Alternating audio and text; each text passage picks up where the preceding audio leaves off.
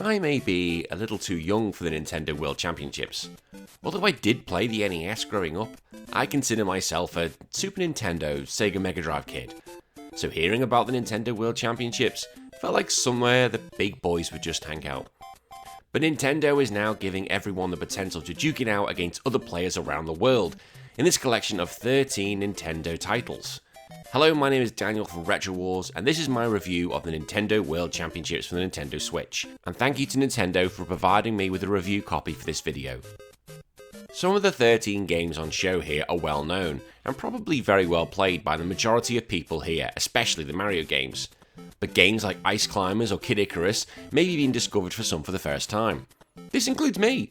I always knew where the Ice Climbers and Ike came from. No, not from Smash Brothers. But actually having these little bite-sized go at their games gave me an insight to the titles I'll one day have to review for the podcast. The game's presentation is exceptionally well done. It looks clean and professional and oozes that Nintendo quality from the moment you turn on the game. Upon starting, you're asked to pick an icon and your favourite game on the NES or Famicom. I was amazed at the sheer number that were listed here, which made me think the podcast is a huge number of games to cover. So for this I picked Dragon Warrior 3, because why wouldn't I? It's an incredible game. However, this list of joy turned to sadness, because that's it as far as the list went. I believe it would have been cool if we had the box art and a small bit of information about each title, and show off the deep history the console had. This could be something for the future, and in reality shouldn't be a very big patch update, if Nintendo decided to go down this route. When you open the game you're met with 4 options: Speedrun, World Championship, Survival, and Co-op. Speedrun is where the main bulk of the game takes place. These are where all the games are listed and all the challenges go across the screen. You start off with 1 challenge per game, but using the in-game currency you can unlock more challenges for each title. Unlocking challenges start off very cheap, but the more difficult ones you start to play, the more the cost becomes more and more. Thankfully, earning in-game currency is easy. Just play the game. You'll get rewarded every time you beat a mission, and when you start to beat your old times, you'll find you accrue a lot of money quite quickly. Each challenge can range in difficulty and length. The first challenge of the game is for Super Mario Bros., where you just have to get a power mushroom. This in itself is a very easy challenge. Have Mario run, hit a block, jump, and get the mushroom. There are even easier challenges than this, such as the sword in Legend of Zelda. You just enter the cave, go through the dialogue, and walk to the sword. Or Mario 2, where you just need to fall down and enter a door at the bottom. But the game is not all like this, as the difficulty will start to ramp up as you progress from beating the first level in Super Mario Bros. To completing an entire dungeon in The Legend of Zelda. Now, for the majority of players, these challenges are easy to complete, but the beauty is not just completing the challenges, but doing them in the quickest time. The Nintendo World Championships is a speedrunner's dream, as you'll find yourself desperate to shave off a millisecond of your time. After beating a challenge, you'll receive a grade, and the goal is to get from C to S rank. For myself, I find I won't move on from a challenge until I at least obtained a AA ranking, but I do give myself a pat on the back whenever I achieve an S ranking. Now, I've been playing this for hours, and I have to admit, due to how easy it is to jump in and go, it's very addicting. For purists and completionists, that drive to have all the challenges at S ranked is not an easy feat, and those who undertake such a task should prepare for a lot of stress and grinding. The presentation of the gameplay is done in one of 2 ways, either showing 1 screen or 2 screens. While showing 2 screens, the left is your current run, whereas the right will show your best time with a ghost. It's a great little incentive to see where you're going wrong. For me, this is the only way to play the game, but others may just prefer seeing their gameplay on 1 screen. Additionally, before each challenge, a small video will play providing you with a basic guide on how to beat the challenge.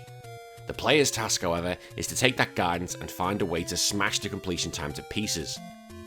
Despite the number of challenges in the game, 156 over 13 games, I feel we could get more. More challenges, more stages, and maybe more games. I understand the reason for not having third-party games available because you don't have to deal with the licensing issues, but imagine having games for Final Fantasy, Dragon Quest, TMNT, or dare I say, Battletoads. This could be something for the future and will depend on the success of this title. The second mode is the World Championship mode, where Nintendo will present 5 challenges of varying difficulty that will be updated weekly. You can play these challenges even if you're not unlocked them from the speedrun mode. These challenges do not take your best time from the speedrun section, instead using the best time you achieve on the World Championship mode. This is done in order to create that high pressure situation being in the championships would have had. At the end of each week, you'll find out where you placed and maybe even receive a medal.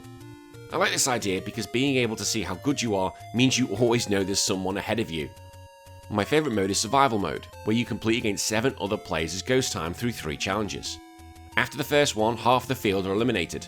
At round 2, 2 more are sent packing, and the final round is against you and 1 more person to get the trophy. And there are 2 leagues of silver and gold which vary in difficulty. I think this is an amazing option for 2 reasons. You get to see 7 other people playing at the same time, which adds that pressure to make sure you meet the cut. And the second is that even if the game falls off in popularity, the ghost times will always remain, so you'll never struggle to find opponents to play against. As well as a single player, there is a local co-op mode which is great, although trying to get 8 people to play the game these days is borderline impossible, so I sadly can't comment on this section for the review. There is no online feature, which is a shame, as playing people live would be fantastic, and maybe we could wait to see if we get anything through DLC. Looking at the other aspects of the game, every time you achieve an A or above ranking, you get a pin which reflects the challenge you've beaten. Now, I'm not one for pins in real life, but I think they're cool in the game. Like seeing your challenges or being beaten, seeing all the pins you've got there is a great achievement for the completionist. Looking at the controls, they have been ported very well from the NES to the Switch. You only have 2 buttons to play, although some do require the select button, like in Metroid, to switch to missiles. Even with only using limited controls, it still handles just as it did back then. Graphically, we can't really go much further. They're 8-bit games, and they're pretty much perfect ports, so we can't make them any better. What they do is add that rewind feature, so if you fall down a pit, killed by an enemy, the game will rewind you a brief moment of time, but your overall time is still ticking along. But this rewind feature helps you practice the most difficult sections of the run. The audio is also great. Those 8-bit tunes still sound as catchy and as great as they ever were.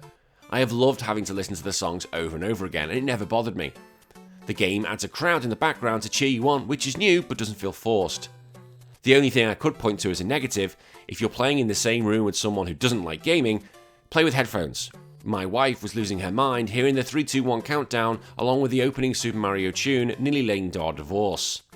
In summary, this is a game which may struggle to catch the attention of the younger generation, but it will definitely light a fire of those who sharpen their teeth gaming in this era. Additionally, if you enjoy speedrunning or want to begin your career in this genre, this is the perfect way to get your fix. The game is well priced, but I hope we get DLC in the future to keep the game going. And considering the amount of players I've seen so far, I do hope we get future games which could include the Game Boy, Game Boy Advance and Super Nintendo. But for now, we have this variation, and I've enjoyed it a lot more than I thought. I'm giving Nintendo World Championships for the Nintendo Switch 8 out of 10. And that's it, that's my review.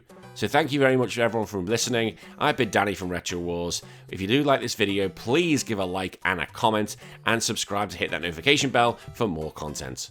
Until then, I'll see you all next time. Bye bye.